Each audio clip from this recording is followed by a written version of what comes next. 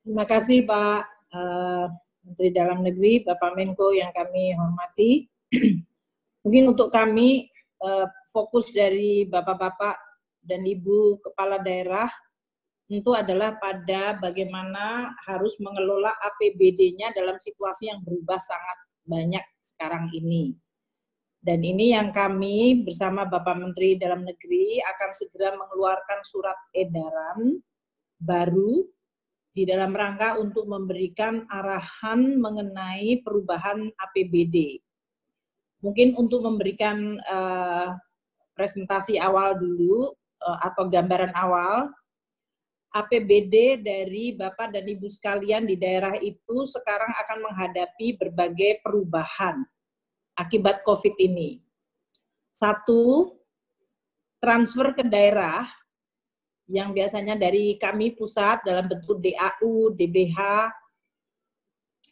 DAK, fisik maupun non-fisik, kemudian DID dan dana desa, itu sebagian mungkin akan mengalami perubahan. Karena mungkin Bapak-Bapak dan Ibu sekalian tahu bahwa DAU itu dihitung dari pendapatan dalam negeri neto.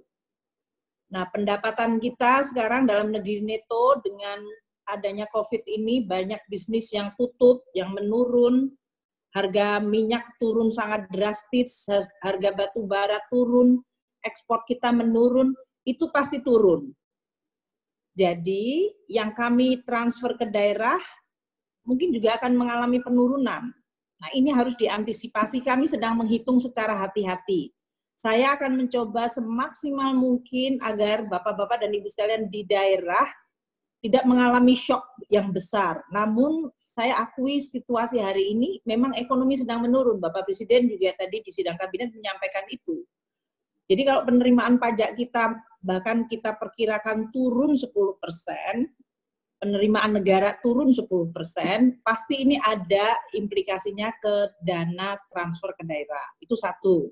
Nanti kami akan mencoba untuk menyampaikan secara detail di dalam surat edaran untuk Bapak dan Ibu sekalian join dengan Pak Mendagri. Yang kedua, ekonomi di daerah juga mengalami penurunan. Saya melihat umpamanya DKI atau Jawa secara keseluruhan yang terkena COVID lebih cepat dan lebih besar, dan karena adanya keputusan seperti pembatasan sosial berskala besar, pasti akan makin menurunkan ekonominya di daerah masing-masing. Tempat-tempat rekreasi, tempat-tempat tujuan pariwisata, sehingga pajak hotel, restoran, pasti menurun sangat besar. Sehingga Bapak-Bapak dan Ibu sekalian di daerah pasti mengalami PAD-nya juga turun. Jadi ini Bapak-Bapak dan Ibu sekalian akan menghadapi dua shock dari sisi penerimaan. Transfer ke daerah mungkin akan turun, dan PAD yang biasa diperoleh sendiri juga turun. Ini tolong betul-betul dipahami. Kami sekarang ini di Kemenku sedang betul-betul melihat secara sangat hati-hati dan detail supaya Bapak dan Ibu sekalian di daerah bisa memahami. Oleh karena itu, instruksi Bapak Presiden kepada kami dan Kemendagri, sisi belanja harus mengalami perubahan. Karena kalau enggak, Bapak akan menghadapi bolong yang besar sekali. Bapak Ibu sekalian akan mengalami, padahal situasi hari ini, pemerintah pusat dan daerah sama-sama fokusnya 3 hal. Satu, di bidang kesehatan. Menolong rakyat, menjaga keselamatan rakyat, menjaga para tenaga medis, mempersiapkan rumah sakit. Itu di bidang kesehatan prioritas nomor 1. Termasuk APD, rapid test, dan yang lain-lain itu yang menjadi prioritas nomor 1.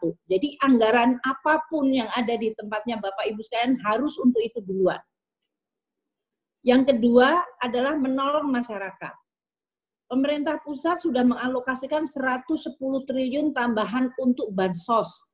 Itu dalam berbagai macam, dari mulai listrik yang dibebaskan, sampai kepada tadi kartu prakerja dinaikkan 2 kali lipat, dalam bentuk PKH dinaikkan, jumlah kartu sembako naik menjadi 20 juta, sekarang Pak Menteri Sosial minta nambah menjadi 9 juta lagi, dan kemarin Jabodetabek punya juga, jadi banyak sekali bansos yang kita tambahkan dari pusat. Tapi pusat sendiri nggak mungkin cukup. Jadi daerah juga harus melakukan alokasi. Jangan nunggu pusat duluan, nanti baru saya belakangan. Karena Bapak dan Ibu sekalian yang tahu rakyatnya sekarang. Jadi bansos nomor 2. Yang ketiga, membantu dunia usaha supaya kalau bisa mencegah PHK. Kalaupun mereka harus PHK, kita bisa membantu melalui kartu prakerja. Tapi diusahakan, terutama perusahaan kecil menengah, kita coba memberikan bantuan dari berbagai aspek. Dari perbankan dengan OJK, diminta untuk melakukan relaksasi, mereka nggak bayar cicilan, nggak bayar bunga. Dari sisi impor bahan baku, kita bantu dari Bea dan Cukai untuk membebaskan bea masuk mereka untuk barang-barang impor dari sisi bahan baku. Dari sisi pajak kita relaksasikan, nggak bayar pajak untuk karyawan. Kita turunkan pajak korporasinya 30%. Jadi semua kita keroyok, daerah juga tolong bantuin. Fokus kita ini sekarang jangan sampai perusahaan bangkrut. Kalau bisa tidak bangkrut. Jadi mereka bisa survive menghadapi situasi yang sangat sulit ini. Kalaupun mereka sales-nya turun, penerimaannya turun, mereka nggak bangkrut, mereka bisa tahan 12 bulan menghadapi situasi yang sangat buruk. Jadi dalam situasi itu daerah juga harus menambah, membantu gitu untuk itu. Nah, ini kita sediakan sampai 70 triliun untuk bantu tadi kredit usaha rakyat yang disampaikan oleh Pak Menko Perekonomian. Saya minta untuk BPD juga diminta instruksi yang sama. Kita kan melakukan untuk pemerintah daerah itu melalui bank-bank BUMN, melalui bank-bank, dan ini terus akan kita lakukan. Jadi Bapak dan Ibu sekalian, di sisi belanja, APBD harus dilakukan perubahan radikal. Kami melihat banyak dari APBD yang sudah saya lihat, pegawai itu belanjanya besar sekali di daerah selama ini. Gaji, terus tambah tukin, tambah segala macam. Bapak-bapak dan Ibu sekalian masih punya banyak sekali pos untuk honorarium. Banyak lagi pos-pos mengenai perjalanan dinas. Nanti kami sama Pak Mendagri akan instruksi belanja-belanja itu di stop atau diturunkan drastis, 50% dipotong atau bahkan 75%. Uang itu dipakai, itu yang belanja pegawai, honorarium, dan yang lain-lain itu tolong dilihat. Kedua, belanja barang. Belanja barang kami masih melihat banyak sekali pos-pos yang muncul. Dari mulai pembelian bahan material habis pakai. Kalau sekarang kita work from home, kita nggak lagi beli alat-alat tulis terlalu banyak. Kita nggak mengeluarkan berbagai belanja untuk bahan habis pakai, belanja jasa kantor, itu pasti turun semua, wong kita sekarang kerja dari rumah. Jadi pos-pos itu oleh bapak-bapak kepala daerah suruh dinas keuangannya menyisir, langsung di stop saja kerannya. Uang perjalanan dinas, perawatan, pelatihan, itu semuanya di stop aja tahun ini. Sehingga Bapak dan Ibu sekalian itu punya ruangan untuk bantu masyarakat. Itu yang diinstruksikan Bapak Presiden. Tapi kalau Bapak Ibu sekalian tidak menyetop itu, ya uangnya nggak ada, uang PAD-nya turun, transfer turun. Pasti nggak ada, makanya kemudian pada bingung, ini kami pakai uang apa, kita nunggu dari pusat, itu bukan kayak gitu. Jadi tolong Bapak-Bapak dan Ibu sekalian, lihat APBD-nya, semua belanja barang, yang tadi uang perjalanan dinas, pemeliharaan, pelatihan, jasa kantor, honorarium, belanja sewa, bahan material, itu semuanya kalau bisa dikunci aja dulu. Uang sekarang mereka juga nggak kerja. Artinya kerja dari rumah, kita ketemu seperti ini, kita nggak perlu uang sewa kantor. Jadi itu satu yang saya ingin untuk sampaikan. Dan belanja modal. Saya tahu mungkin daerah ada yang sudah terlanjur kontrak. Kalau belanja modal yang sudah terlanjur kontrak, saya minta kalau bisa negosiasi diperpanjang kontraknya. Katakanlah pekerjaan yang harusnya selesai dalam tahun ini, 1 tahun, bilang ke mereka bisa nggak dinegosiasi sampai tahun depan, sehingga cicilan bayarnya lebih panjang, sehingga ada belanja modal yang bisa kita hemat untuk tujuan yang lain. Jadi untuk pengadaan tanah, saya lihat ini ada 13,6 triliun, beli peralatan 8,7 triliun, pengadaan konstruksi ada 86,5 triliun, itu semuanya kalau bisa diturunkan separuhnya aja. Kita tidak menyalahin kontraknya diperpanjang, bilang situasinya lagi emergensi, kita butuh nolong rakyat duluan gitu. Jadi para kontraktor juga akan tetap pekerjaannya, mereka nggak jadi bangkrut, tapi mereka diperpanjang saja kontraknya yang tadinya 8 bulan jadi 20 bulan atau 18 bulan. Monggo silakan, tapi saya menganggap bahwa daerah ini bisa dilakukan penurunan.